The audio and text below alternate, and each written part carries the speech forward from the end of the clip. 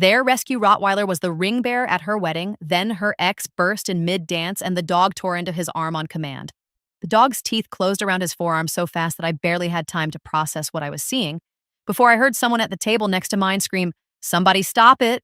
And a little girl, maybe 6 years old, sitting with the younger side of the family, started crying so hard her sobs briefly drowned out the growling.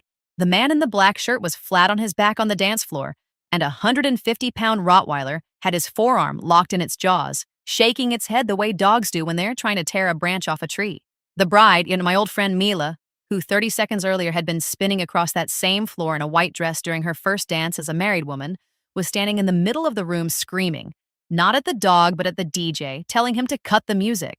And it was only when the music actually stopped that I realized half the room was screaming along with her. That's the moment I want to start with, because that's the moment I thought I had wandered into a crime scene instead of a wedding reception. But to understand how we got there, I have to take you back almost 2 years.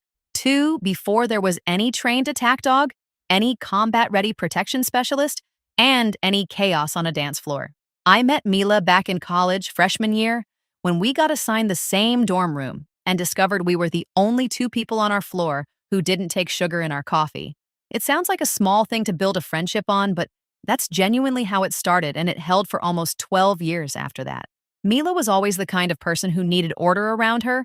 Her closet was organized by color, her fridge had every label facing outward, and she planned her life with a level of detail that used to make me laugh, including an actual spreadsheet with line items like "get married by 29" and "get a dog once we have our own place." So when she met a man named Derek in our senior year, it felt like fate had decided to reward her for all that planning, because he turned out to be just as list-obsessed as she was. Except instead of a spreadsheet, he carried a leather notebook everywhere, filling it with goals and deadlines, and as it turned out much later, quite a bit more than that. Derek worked in some kind of consulting firm, dressed sharp even on weekends, and had a habit that used to mildly irritate me, but that Mila always excused. He checked the locks on doors constantly, made sure the alarm was armed, kept a first aid kit and a fire extinguisher in the car at all times.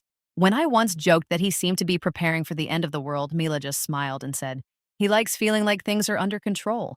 He had a lot of chaos growing up, so now he wants stability." At the time, I didn't think much of it. Plenty of people carry something from childhood into adulthood, and being cautious isn't exactly a red flag in a future husband. But over time, I started to notice that this caution was turning into something a lot more systematic, almost compulsive, and it reached a whole new level the moment the two of them decided to get a dog. The idea of getting a dog was Mila's. She'd wanted a big dog since she was a kid, ever since she saw a neighbor's Labrador and thought it looked like a stuffed animal, except alive. But when the two of them went to the shelter looking for something small and gentle, Derek spotted a huge black and tan Rottweiler in the back kennel named Thor, surrendered by his previous owners for aggression issues, and announced on the spot that he wanted that one specifically. The shelter staff warned them the dog had a history. He'd clearly been mistreated, and he reacted with growling and snapping to any sudden movement or raised hand. Instead of backing off, Derek said something that Mila later repeated to me, like it was the most romantic thing she'd ever heard. "That just means we teach him to trust again. A dog who survived that and learned to protect himself is a dog who'll protect us." The word protect struck me as a strange thing to fixate on for what was supposed to be a family pet, but I chalked it up to a guy romanticizing the idea of rescuing a damaged animal, and I let it go. They brought Thor home about 3 weeks later, after several supervised visits and consultations with the shelter's trainer. For the first several months, everything looked completely normal, even sweet. Mila sent me videos of him learning to sit, lying on the kitchen floor while she cooked, hiding behind the couch because he was terrified of the vacuum cleaner. He really was a good dog, huge but surprisingly gentle once he warmed up to someone. I saw it myself the 2 times I visited. He'd rest his massive head on Mila's lap and just sit there while she scratched his ears. But around 6 months after they brought him home, Derek started talking about serious training. Not basic obedience, something much bigger. He found a private trainer through a friend of a friend, someone who specialized in what's called protection dog work. Not just teaching a dog to bark at strangers, but teaching it to actively respond to a perceived threat, including physically restraining a person. Derek framed it as a safety measure. They lived out in the suburbs. There'd apparently been a few break-ins nearby. Mila was often home alone in the evenings while he traveled for work, and he said he'd feel better knowing there was something that could protect her. On paper, it sounded reasonable enough, if a little dramatic for a suburb with no crime statistics anyone had actually checked, but Mila seemed genuinely touched by it. It's sweet that he worries about me like that, she told me on the phone. Nobody's ever looked out for me this way. I just made a non-committal noise and figured that people carry different baggage. Derek, according to Mila, had grown up with a father who drank heavily, so maybe this need for control was just his way of compensating for feeling powerless as a kid. The serious training started about a year and a half before the wedding. The trainer, a man in his 40s, I'd later learn, was named Lance, came to their house twice a week, and sometimes they'd drive out to a training field outside the city for sessions on retrieval, restraint, and commands like engage and release. Derek couldn't go 2 sentences about the dog without calling him a tough dog. He'd say it even at a casual family dinner when someone asked how the dog was doing. Thor's turning into a real tough dog. You should see his bite work. It bugged me a little because it sounded less like he was describing a pet and more like he was showing off a weapon, but I kept my mouth shut. It wasn't my relationship, and it wasn't my dog. About a year before the wedding, I noticed the first real crack in this otherwise picture-perfect setup. Mila and I were at the coffee shop we'd been going to since college, and she seemed to be in a good mood, talking about wedding planning, the dress she'd just tried on, how hard it was choosing a venue that fit the guest count. But when the conversation drifted to Thor's training, she suddenly lowered her voice and said something I brushed off at the time, but now recognize as the first real signal. Derek wants Thor to be ready for anything. Even at the wedding, I laughed and asked if she was expecting burglars to crash her own wedding, and she laughed too, a little too quickly, and changed the subject like she regretted saying it at all. The second moment that stands out now happened a few months before the wedding while we were picking out decor together. She told me they'd decided to make Thor the ring bearer. He'd carry the rings down the aisle on a little cushion strapped to his back, which admittedly sounds adorable on paper. When I asked if she was worried about a big dog surrounded by a crowd and loud music, she said something that felt at the time like the confident answer of someone who trusted her well-trained dog. No, Thor's ready for anything. Derek and Lance have been working on that specifically. Not just obedience, but staying calm under stress. They've even been running through different scenarios. Scenarios. Another word that lodged itself somewhere in the back of my mind, even though I didn't think much of it in the moment. About 2 months before the wedding, something happened that I only fully understood much later. But that turned out to be the real turning point. I called Nastia, another close mutual friend of Mila's who was also going to be at the wedding, and who, unlike me, never had a problem saying exactly what she thought. Hey, she said to me one night on the phone, did you know Mila and Derek had some weird stuff going on last year? My sister ran into Mila at the gym, and she was crying, going on about some guy named Ethan, her ex, saying he'd started messaging her again and even showed up at her office. I'd never heard of any Ethan. Mila had never gone into detail about her relationships before Derek. Just vague comments like, it was a rough one. Now, I don't really want to talk about it.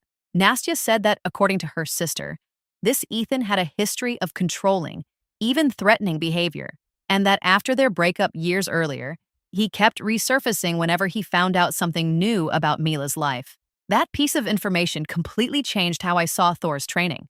Suddenly, Derek's insistence on a protection dog, his constant talk of being ready for anything, Mila's mention of scenarios, none of it sounded like anxious overkill anymore. It sounded like preparation for something specific and real. I didn't know how seriously to take this Ethan, whether he'd actually show up at the wedding, or whether this was Derek's fear running away with him. But the idea of Thor performing as ring bearer in front of 100 guests suddenly felt different. I couldn't quite name what was bothering me, but something was. For a few days after that phone call, I found myself replaying every conversation I'd had with Mila over the past year, looking for clues I might have missed. I remembered a weekend trip we'd taken with a group of friends to a lake house, back before the engagement, when Mila had gotten a phone call in the middle of dinner and stepped outside for almost 20 minutes. When she came back in, she brushed it off as just a work thing, but her hands had been shaking as she picked her fork back up, and Derek had watched her from across the table with an expression I couldn't quite place at the time. Somewhere between concern and something colder, more calculating. I remembered thinking in the moment that he was just being protective. Now I wasn't so sure. I called Nastia back a few days later, partly to see if her sister had any more details, and partly because I needed to talk it through with someone who wouldn't immediately tell Mila I'd been asking questions. My sister said Mila looked genuinely scared, Nastia told me. Not annoyed ex scared, actually scared, like she kept checking over her shoulder in the parking lot. That detail settled uncomfortably in my chest. Mila had always been the most composed person I knew. The kind of person who color-coded her closet and made spreadsheets for her 5-year plan. The idea of her checking over her shoulder in a gym parking lot didn't fit the person I thought I knew. And that gap between the Mila I remembered and the Mila Nastia's sister had described kept nagging at me for weeks. I decided to bring it up carefully with Mila, not directly mentioning Ethan, since I didn't want to reveal that Nastia had shared secondhand information, but through general questions about how she was holding up. We met for coffee about 3 weeks before the wedding, and she looked tired, dark circles under her eyes that concealer couldn't fully hide, her hands trembling slightly as she lifted her cup. "I'm fine," she said when I asked if the wedding planning was wearing her down. The last stretch is always the hardest. So many little things to finish. But when I asked directly if things were okay between her and Derek, she hesitated, then said something strange. "Remember I told you once about a rough relationship before Derek? Sometimes the past comes back around, but Derek's got it handled. He always has it handled." There was a strange mix of gratitude and unease in her voice, like she was trying to convince herself as much as me. I almost told her I'd heard about Ethan, but I stopped myself at the last second, not wanting her to think Nastia and I had been gossiping behind her back. Instead, I just squeezed her hand and told her she could call me anytime she needed to talk, and she gave me a weak smile and steered the conversation toward centerpiece flowers. 2 weeks before the wedding, something happened that I only learned about afterward, once Mila finally told me the full story. It turned out Ethan really had started reappearing in her life about 6 months before the wedding.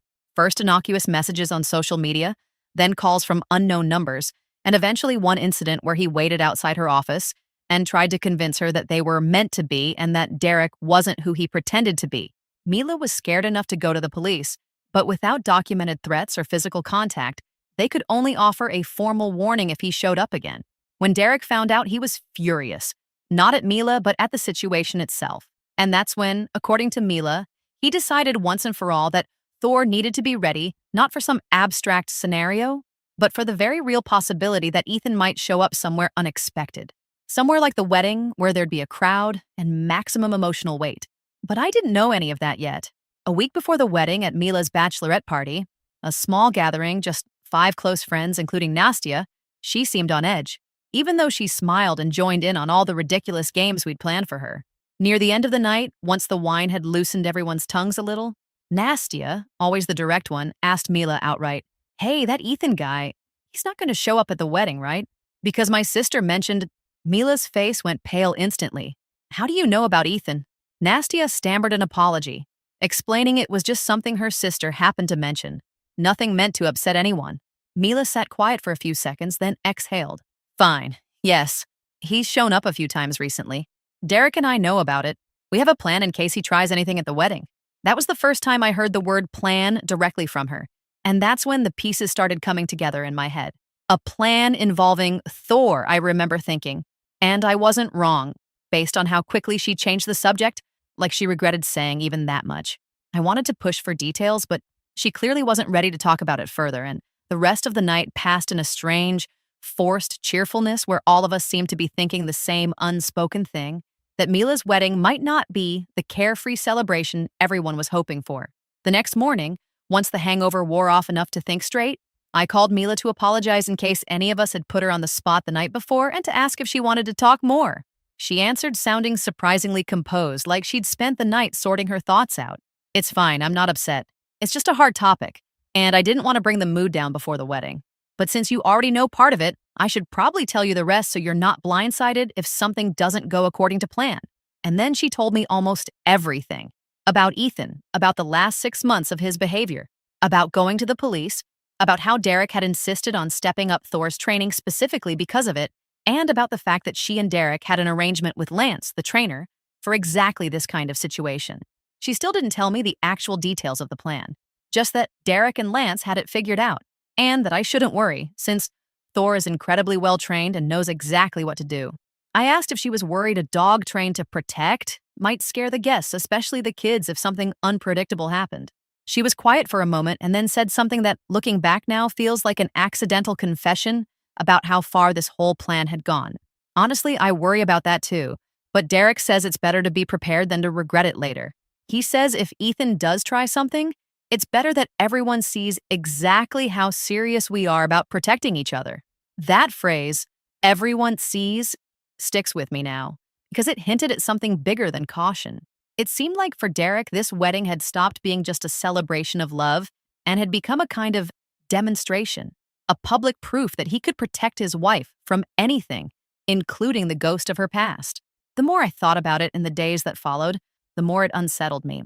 The line between reasonable precaution and performing strength for an audience had clearly blurred in Derek's head somewhere along the way. 3 days before the wedding, I ran into Derek by chance at the flower shop, where he'd come to pick up the last of the arrangements. He looked wound up, almost giddy, and when I carefully asked if he was ready for the big day, he smiled in a way that put me on edge and said, "Ready for anything. Absolutely anything." Then he added, like it was supposed to be a joke, though there wasn't a trace of humor in his eyes. "You know, some people think they can just walk into someone's life and ruin the most important day." I made sure people like that think twice. I didn't know what to say, so I just nodded, wished him a good wedding, and left with a distinct feeling that whatever this was, it had gone well beyond ordinary concern for the bride's safety. 2 days before the ceremony, Thor went through what Mila called his final run-through with Lance, a full day at the training field, where the trainer worked through some specific scenario she never described in detail, though she admitted she'd been there for part of it and that it looked pretty intense. She also mentioned that Lance had agreed to be present at the wedding itself, just in case, even though his name wasn't on the official guest list, and most people there wouldn't have known who he was. And then the wedding day arrived. The ceremony took place at a scenic estate outside the city, with a large garden, rows of white chairs, and an arch wrapped in fresh flowers where the couple would stand. The weather turned out unexpectedly beautiful for that time of year, a light breeze moving through the old oak trees around the lawn, and when Mila appeared at the top of the aisle in her lace-topped white dress, most of the guests, myself included, had to blink back tears. She looked stunning, and despite everything, her face was lit up with real, unguarded joy. Walking beside her, carrying a small cushion with a ring holder strapped to his back, was Thor, enormous, glossy-coated, black and tan, groomed to perfection, wearing a small ceremonial collar with a white ribbon. He was flawless. He matched her pace exactly, never flinched, never got distracted by anyone in the crowd. When he reached the arch and sat down beside Derek, waiting for the rings to be untied from the cushion, the whole garden let out a collective, delighted sigh, followed by a few scattered claps. It really was touching, and for a few minutes, I genuinely forgot every worry I'd been carrying, thinking maybe I'd been overreacting, and that Derek and Mila had simply wanted to do something original for the ceremony. The ceremony itself went off without a hitch. Classic vows, the exchange of rings, a kiss met with applause, and the couple pronounced husband and wife to music from the small string ensemble hired for the day. Afterward, everyone moved into the estate's large banquet hall for cocktails and photos, and about 90 minutes later, guests were seated for dinner and the start of the reception program. I sat at table 4 with Nastia and a few other mutual friends from college, and the mood was genuinely festive. People laughing, raising toasts, kids running between tables, servers bringing out course after course. Thor, as it turned out, spent most of that time in an adjoining room, on a leash held by Lance, waiting for a signal, though at the time we all just assumed he'd been taken somewhere to rest after the ceremony. Around 9 that evening, it was time for the couple's first dance. The DJ announced them, the lights dimmed except for soft spotlighting over the dance floor, and Mila and Derek walked out to a slow, romantic song she'd once told me they'd picked on their second date. They swayed together, close, Mila smiling up at him, and the whole room watched with that particular warmth weddings bring out, the kind that makes even the most jaded guests believe in love for a few minutes. And that's exactly when the doors to the banquet hall slammed open. Not just opened, but crashed against the wall with enough force that people at the nearest tables jumped in their seats. A man stood in the doorway, tall, dark-haired, disheveled, a black shirt, his face twisted with something between desperation and anger, and he shouted at the top of his lungs, loud enough to cut straight through the music. "Babe, I miss you, don't do this." The DJ immediately dropped the volume, though not all the way. So this strange, jarring mix of a romantic ballad and a stranger's screaming filled the room in a way that felt almost surreal. Mila jerked back from Derek, her expression flipping from joy to something between shock and fury in a single second. "What are you doing here?" she shouted back, her voice shaking, though I couldn't tell if it was fear or anger driving it. "We're done. I don't want to see you." The man, Ethan, of course, the same name Nastia and I had heard whispered at the bachelorette party, didn't stop. He charged across the room, shoving past startled guests who scrambled out of their chairs. Someone dropped a glass that shattered on the floor, adding one more sharp, chaotic sound to everything else. As Ethan closed the last few meters toward Mila, close enough that it looked like he was about to grab her arm, Thor burst through a side door seemingly out of nowhere. I still don't know exactly who gave the signal, whether Derek did something subtle or whether Lance had been watching the whole thing from the next room and acted on cue, but the dog moved so fast that several of us, myself included, didn't even register where he'd come from until he was already airborne. Thor crossed the room like a shadow, paws pounding against the floor, and a split second before Ethan could reach Mila, the dog leapt and knocked him down. What happened next was chaos. Thor was growling in a way I'd never heard a dog growl before. A low, guttural sound that raised the hair on my arms even from a safe distance. He'd caught Ethan's forearm in his jaws and was shaking his head with enough force that the man cried out, whether from real pain or a convincing performance. None of us knew yet. Ethan flailed with his free arm, rolling on the floor, and the dog didn't let go, dragging him one way and then the other. The room erupted. People at the nearest tables shot to their feet. Someone grabbed a child and bolted for the far wall. Someone screamed, "Call the police!" Someone else yelled, "Get the dog off him, he's gonna kill him." The little girl I mentioned earlier at the table beside mine was sobbing so hard her mother scooped her up and practically ran to the farthest corner of the room. I could feel my own heart hammering somewhere up in my throat, my hands shaking. I honestly couldn't say if it was fear for a stranger being attacked or some more primal reaction to watching violence unfold a few feet from my table.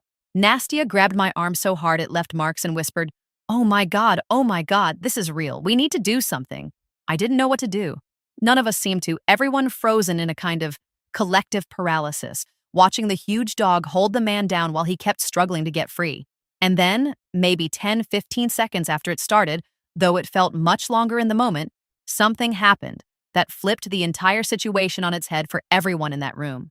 The man on the floor stopped crying out in pain and instead laughed, awkwardly through heavy breathing, but it was unmistakably a laugh.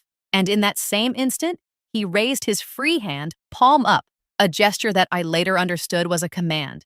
Thor let go instantly, stepped back, and sat calmly beside him, tongue out, looking for all the world like he'd just finished a pleasant jog, rather than taken down a man in front of 100 guests. The man in the black shirt stood up, brushed off his pants, and there wasn't a trace of pain on his face, just a wide, almost proud grin. The room went dead silent, except for the muffled sobbing of the frightened little girl in the corner. And into that unsettling silence, Mila spoke. She stood in the middle of the room, still in her white dress, and instead of looking scared or shaken, she looked strangely composed, almost like she'd been waiting for this exact moment. "I'd like you all to meet Lance, our dog trainer," she announced loudly to the whole room. What you just saw was a demonstration of Thor's protective training. The room broke into a wave of stunned murmurs. People exchanging glances, a few nervous laughs, some guests still visibly shaken, unable to process that they'd just watched a staged performance instead of a real threat. Lance, the same trainer Mila had mentioned to me before, took a theatrical bow, then unbuttoned the top of his black shirt to reveal a padded protective sleeve underneath, the thing that had actually absorbed the bite. Thor completed a full protection dog program, Lance continued, addressing the crowd now like a showman rather than a man who'd just been on the floor with a dog's teeth in his arm. Derek and Mila wanted to make sure their family would be safe under any circumstances, and tonight you all just watched the result of almost 2 years of training. He snapped his fingers, and Thor, as if on cue, ran through a few basic obedience tricks, rolled over, barked twice on command, offered a paw to a bewildered guest in the front row who reflexively reached out without quite understanding what was happening. The room settled into a strange mix of emotions. Some nervous laughter, some guests, mostly older relatives, looking genuinely upset, a few visibly gathering their things as if preparing to leave early. The mother who'd fled with her crying daughter came back to her seat, still trying to soothe the girl, and shot the newlyweds a look that needed no translation. Nastia leaned over and whispered, "Was this seriously supposed to be entertainment?" I could only shrug helplessly because I didn't have an answer for that either. Derek, who'd been standing near Mila the entire time, now walked up to a microphone someone from the event staff hurried to hand him, and began speaking with the same theatrical confidence Lance had shown moments earlier.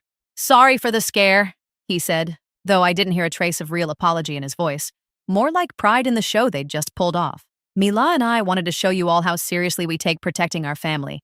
Life is unpredictable, and sometimes the best kind of love is being ready to protect the people you care about, no matter the cost." A handful of guests, mostly Derek's younger work friends, started clapping, hesitantly at first, then louder, as if trying to convince themselves this had been a genuinely impressive, if unconventional wedding surprise.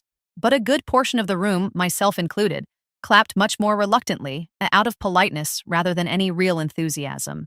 Lance took one more bow, leashed Thor, and walked him out through the same side door he'd come in from. Derek handed the microphone back to the DJ and said something like, "Now, where were we?"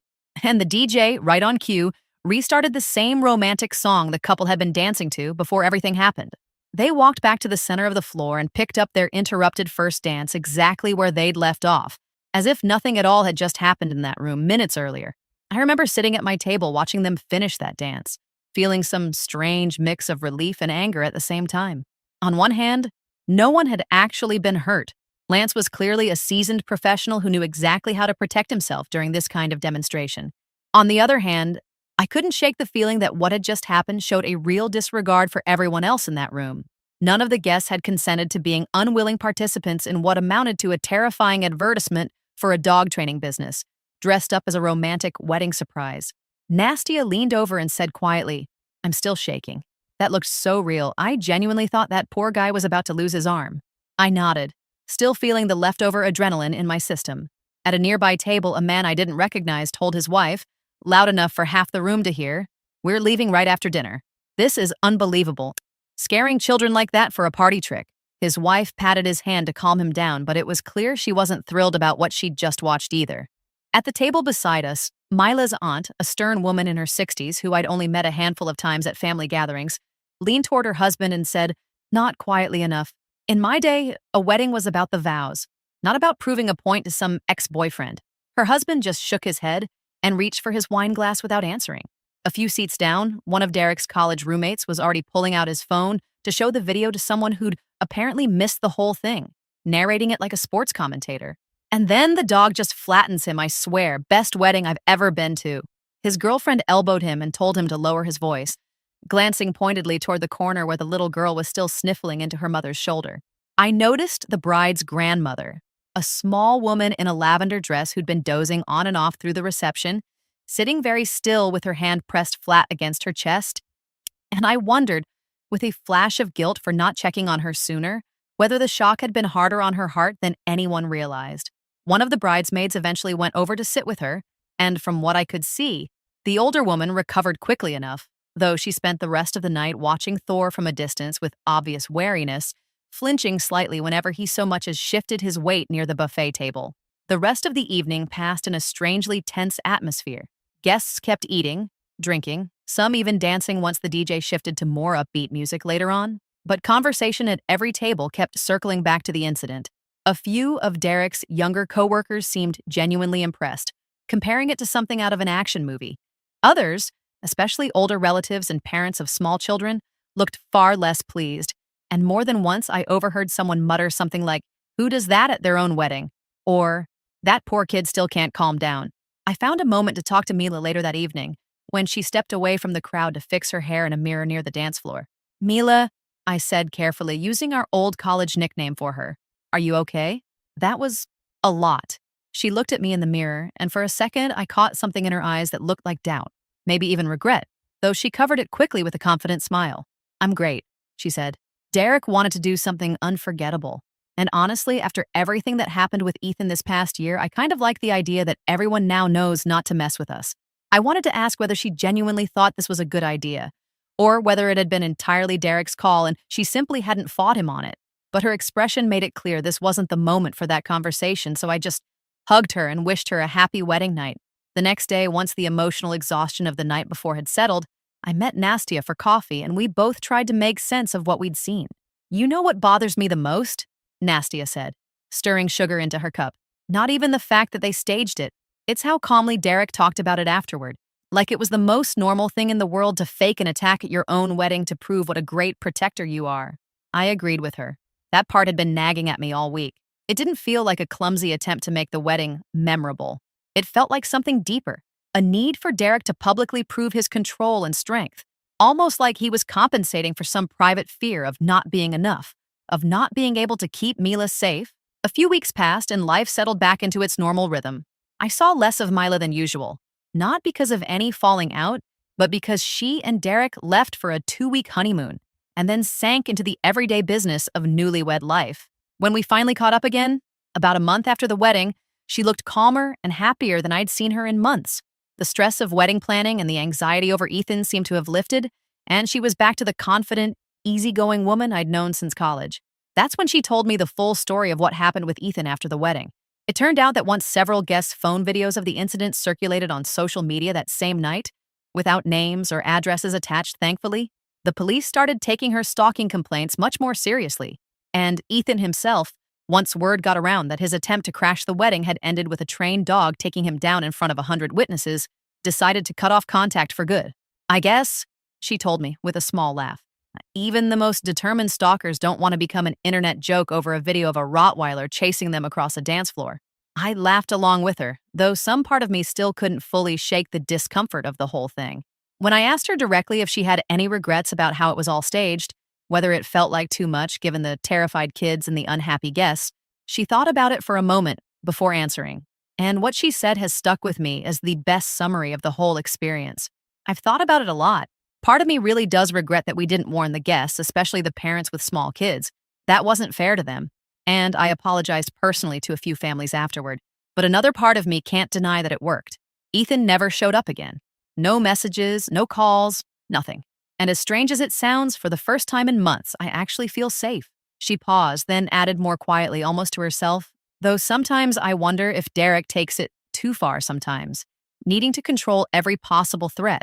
But I guess that's something I need to figure out how to live with, or talk to him about more once everything settles down. That answer left me with mixed feelings, honestly. On one hand, I was genuinely glad for my friend, who could finally sleep at night without worrying an ex would show up at her door or her office. On the other hand, the phrase, figure out how to live with, made me a little uneasy about the broader dynamic between her and Derek, whether she was genuinely on board with decisions like this as an equal partner, or slowly adjusting herself to accommodate her husband's need for total control, even when that need went well past what seemed reasonable. There was one more conversation from that period I still think about sometimes, one I didn't fully understand until much later. About 2 weeks after the wedding, I ran into Lance himself, completely by accident, at a hardware store near my apartment. He was buying rope and a few carabiners, and I only recognized him because of the padded sleeve still hanging out of his open gym bag. I hesitated before saying anything, but curiosity got the better of me, and I asked him, half joking, whether staging things like that was a normal part of his job. He gave me a long look like he was deciding how honest to be with a stranger, and then said, "Most of my clients just want a dog that barks at the mailman. Derek's the first one who wanted a full scenario with an audience." When I asked if he'd had any concerns about doing it in a room full of people who hadn't agreed to it, he shrugged and said, "I told him it wasn't standard practice. He said it was important to him. I work for the client." It wasn't a satisfying answer, but it confirmed something I'd already suspected, that the idea, start to finish, had come from Derek, and that even the professional involved had some reservations about it. Months passed, and I kept seeing Mila and Derek at various gatherings. A mutual friend's birthday, a holiday party thrown by their friend group. Thor, for what it's worth, remained exactly the gentle, well-behaved dog I'd always known. No aggression outside of formal training sessions, no further incidents. Watching him play with kids at these get-togethers, patiently letting them tug his ears and climb on his back, I kept marveling at how the same animal could switch, on command, into something so different, and switch right back a moment later into the gentlest creature in the room. The story of the wedding dog became something of a legend among our friend group. People retold it to newcomers at every gathering after that, sometimes exaggerated, sometimes with details that never actually happened. Some told it as a fun, quirky story about a couple unafraid of unconventional choices. Others told it with a note of disapproval, as an example of where too much anxiety and a need for control can lead. I still can't entirely land on one side of that myself. The truth is probably somewhere in between. About a year after the wedding, I met Mila for our usual coffee, and the conversation naturally drifted back to that night. Looking back, she told me, holding her warm cup, I think we didn't do that just for safety. Part of it was about proving something to ourselves. He needed to feel like he could protect me, and I probably needed to see proof that I wasn't the helpless person I'd felt like for that whole year Ethan was following me around. She paused, looking off to the side, then continued, "That doesn't excuse scaring the kids or upsetting some of the guests. There are probably ways to feel safe that don't involve staging a whole scene in front of 100 people. But in that specific moment of our lives, it felt like the only way to close that chapter for good." Listening to her, I thought about how many different shapes love and care can take between two people. Sometimes it looks like tenderness and compromise, And sometimes, like it did for Derek and Mila, it looks like a dramatic, almost theatrical display of a willingness to protect each other no matter the cost, even if that display goes well beyond what's considered acceptable at a wedding reception. And while I still think the way they went about it was, at best, questionable in terms of respect for their guests' feelings, I can't deny it seemed to work for them. They're still together, they seem happy, and Thor remains the beloved family dog to their whole extended circle, even though, whenever someone new hears the story of his wedding debut, the reaction is always the same: a mix of shock, disbelief, and nervous laughter, followed inevitably by the same question. Wait, so it was really just a trainer with a padded sleeve under his shirt? And every time someone asks me that, I tell them the truth. Yes, that's exactly what it was, even though in that exact moment, watching Thor pin a man to the floor while terrified guests screamed and a little girl cried at the next table, none of us had any idea we were watching a carefully rehearsed demonstration instead of a real tragedy unfolding right in front of us. And maybe that's the strangest lesson in this whole story. Sometimes the moments that feel the most traumatic while you're living through them turn out to be someone else's carefully staged performance. And you never really know in the moment whether what feels like real terror is actually somebody's calculated plan, one whose real purpose you won't understand until much later, once the dust has settled and the music starts playing again like nothing ever happened.